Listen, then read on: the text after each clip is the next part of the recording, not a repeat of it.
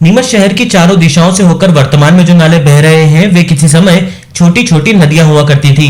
इन छोटी नदियों का पानी दैनिक उपयोग में भी लिया जाता था। इन नदियों के आसपास हरियाली और घने जंगल हुआ करते थे, लेकिन विकास की बढ़ती रफ्तार ने प्राकृतिक जंगलों की जगह पर अब कंक्रीट के जंगल बना दिए हैं। कल कल बहती नदी को नाले में तब्दील कर दिया। ऐसा नहीं है कि इन नदियों का अस्तित्व फिर से लौटाने के प्रयास नहीं किए गए। तत्कालीन नगरपालिका अध्यक्ष राकेश जैन ने 2018 में गहरीकरण, स्टॉप डैम, चौड़े किनारों पर आकर्षक बगीचे और वॉकिंग स्ट्रिप जैसे कई बहुउद्देशीय कार्य वाला कैनाल प्रोजेक्ट शुरू किया था। आपको बता दें कि शहर में कनावटी की तरफ से आने वाले नाले में राजस्थान से बारिश का पानी बहकर आता है।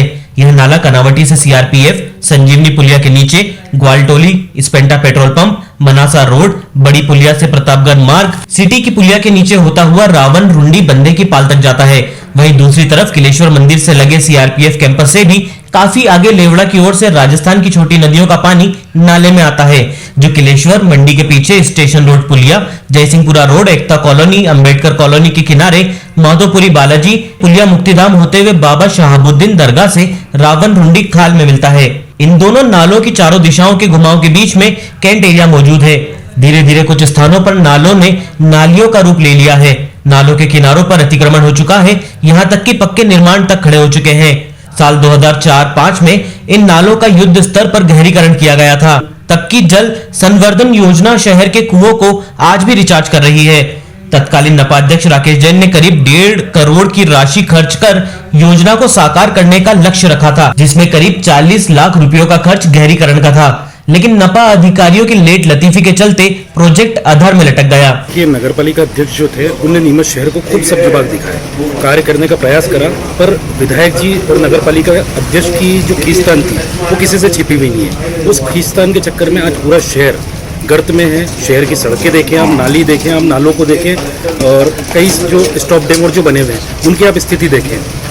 हर जगह गंदगी है, अपने जल कुंभियों से भरे हुए हैं, और इन दोनों की आपसी खींचतान में सरकार होते हुए भी नीमच शहर का इन दोनों ने नाश किया है। अगर आप राजनीति के हिसाब से काम करेंगे तो शहर का नाश होना है, जबकि विधायक जी और पूर्व नगरपालिका अध्यक्ष राकेश जी पप्पू जैन दो ही एक ही पार्टी के होकर सत्ता में थे, पर उन दो की आपसी खींचतान के कारण शहर की जो दुर्दशा हुई है, सिर्फ श्रेय की लड़ाई, वोट की लड़ाई। अगर पप्पू जैन जी कोई काम पास करा के लाते तो विधायक जी रुकवाते, और विधायक जी कुछ करना चाहते तो पप्पू जैन जी उसमें अड़ंगा अटका के शहर की जनता को नुकसान पहुंचाया हमने। और शहर की गर्त आप देख ही रहे हैं। आज सिटी के विधायक भी हैं, हमारी नीमच सिटी ने 2 जिलाध्यक्ष भी दिए, हमारी नीमच सिटी ने 2 नगरपालिका उपाध्यक्ष भी दिए, और कई बड़े बड़े नेता निकले हैं नीमच सिटी से, पर किसी ने नीमच सिटी की सुध नहीं ली। और आज की तारीख में जो पूरे नीमच शहर में सबसे ज़्यादा पिछड़ा और कह सकते पिछड़ा बैकवर्ड एरिया जो है वो नीमच सिटी है। और जनप्रतिनिधियों की उदासीनता और आपसी होड़ और आपसी झगड़ों के कारण नीमच सिटी पिछड़ा हुआ है। देखिए, बिना राजा के राजकाट नहीं चल पाता है। ये जिस भी कारण से नगरपालिका के चुनाव अटक रहे हैं, उस कारण से भी बहुत बड़ा नुकसान हो रहा है। दूसरी बात, नगरपालिका के अधिकारी कर्मचारी वो सबको जग जाहिर है कि सफा निकम्मे शब्द वापरूंगा, काम के प्रति कैसे लापरवाह हैं, क्या किसी चीज़ से उनको मतलब नहीं है। शहर की इस चीज़ से दुर्दशा हो रही है। मैं माननीय मुख्यमंत्री से निवेदन करूंगा कि जल्द से जल्द चुनाव कराएं, ताकि शहर का कुछ विकास हो सके और कोई सुध लेने वाला हो। संदीप राठौर, प्रदेश सचिव, यूथ कांग्रेस।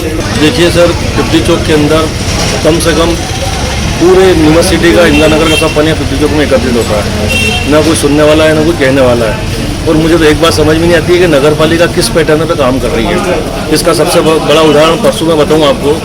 ये गर्मी के अंदर तो छुट्टी बनाने चले जाते हैं, तो जैसे ही बरसात चालू होती है और इनका काम की गति हो जाती है। कल मेरे सामने, आंखों के सामने, इनने एक नाला बनाया, दिन में नाला बनाया और शाम को पानी आया, पूरा नाले में पानी बह गया। तो जवाबदार व्यक्ति जो भी है, चाहे नगरपालिका इंजीनियर हो, सीएमओ हो, प्रशासन हो, ये कर क्या रहे, ये समझ में नहीं आ रही कि क्या सरकार का पैसा व्यर्थ ही जो गंवा रहे हैं। ये हो रहा है पूरे नीमच शहर के अंदर। आप सीवरेज लाइन के गड्ढे की बात कर रहे हैं। अगर नगरपालिका में कभी भी कोई अच्छा बड़ा इंजीनियर हो तो आप उससे मेरी मुलाकात करवाना।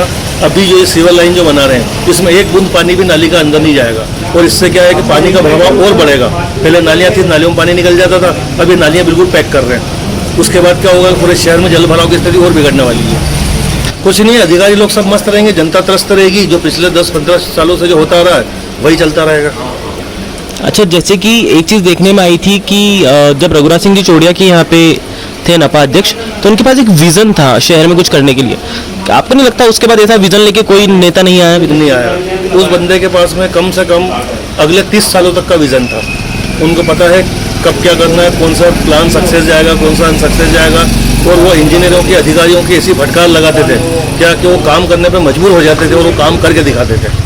इसका यही कि मेरा कहना यही है कि अभी बरसात चालू हुई और इन्हें जल कुंभ नहीं हटाने का नाटक अब चालू किया। पूरी गर्मी में कहाँ गए थे? जलकुंभ भी अभी हटाई जा रही है। और ये तो भगवान का शुक्र है कि अभी अच्छा पानी गिरा, जिससे जलकुंभ भी काफ़ी मात्रा में बहकर अभी किनारे लग चुकी है। नवीन नागदा, पूर्व पार्षद, नीमच सिटी। तत्कालीन नपा अध्यक्ष राकेश जैन के कार्यकाल में ऐसा लग रहा था कि शहर के चारों ओर फैले पुराने नालों का जीर्णोद्धार होगा, बारिश का जल संग्रहित होगा, किनारों का सौंदर्यीकरण होगा और वह पुराने जमाने की नदियां आकार ले लेंगी। लेकिन साफ सफाई के अभाव में अब गंदे नालों के रूप में परिवर्तित हो चुके हैं। नालों में कीचड़ और गंदगी की भरमार है। नालों से उठती बदबू से रहवासी परेशान है। साफ सफाई न होने से जल कुंभी भी भरमार है, जिससे नालों के करीब रहने वाले रहवासी और व्यापार करने वाले व्यवसायियों को जहरीले जानवरों का हमेशा डर बना रहता है। नाले में जमा गाद, कचरे और जलकुंभी की समस्या को दूर करने के लिए क्षेत्र के रहवासी और व्यवसायी कई बार नगर पालिका सीएमओ को अवगत करा चुके हैं, लेकिन समस्या जस की तस बनी हुई है।